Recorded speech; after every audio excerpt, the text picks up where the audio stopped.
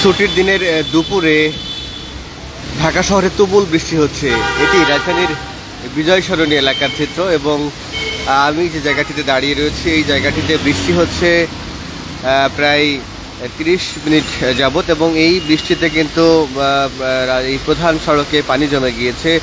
বিশেষ করে সাধারণ মানুষজন যারা জরুরি প্রয়োজনে বাইরে বের হয়েছিলেন, গন্তব্যে যাচ্ছিলেন, তাদেরকে কিন্তু বেশ ভোগান্তি পেতে হয়েছে।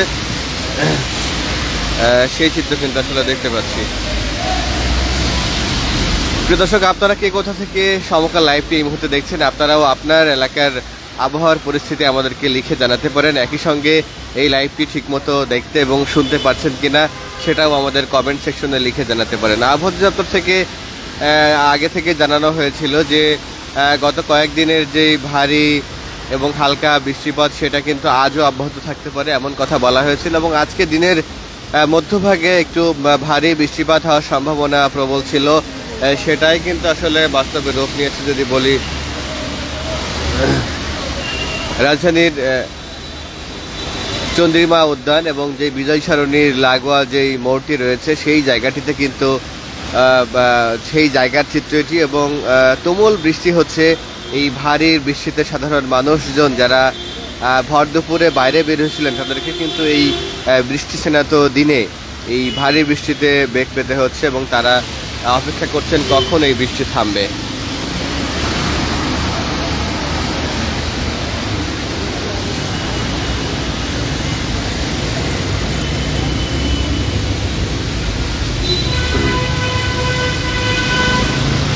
আমি যে জায়গা থেকে সরাসরি আপনাদেরকে লাইভ হয়েছি সেটা রাজধানীর বিজয় সরণি এলাকা থেকে। এই বিজয় সরণি এলাকার চিত্র যদি আপনাদেরকে দেখাই, সেখানে কিন্তু বৃষ্টিতে মানুষের যেই ভোগান্তির চিত্র এবং বৃষ্টির মাত্রা যে ক্ষণে ক্ষণে কমে আসছে এমনটা কিন্তু না, বৃষ্টি কিন্তু ক্রমশ বাড়ছে। সময় যত গড়াচ্ছে ততই বৃষ্টি হচ্ছে এবং এই বৃষ্টি 30 মিনিটেরও অধিক সময় ধরে কিন্তু এইরকম বৃষ্টি আসলে হচ্ছে।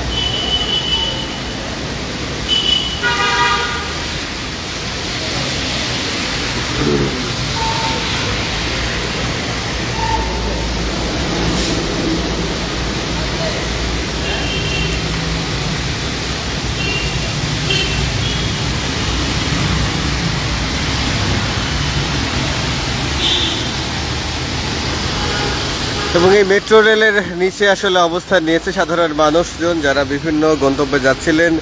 এই ভারী বৃষ্টিতে কোথায় আসলে আশ্রয় দিবেন, তারা কিন্তু মেট্রো রেলের নিচে নিরাপদ আশ্রয় হিসেবে অপেক্ষা করছেন কখন আসলে এই বৃষ্টি থামবে। এই বৃষ্টির অপেক্ষায় কিন্তু সাধারণ মানুষজন যারা বিশেষ করে রিক্সা কিংবা হেঁটে কিংবা মোটর বাইকে যাতায়াত করছিলেন তাদেরই অপেক্ষা মূলত বেশিরভাগ দেখতে পাচ্ছি আমরা।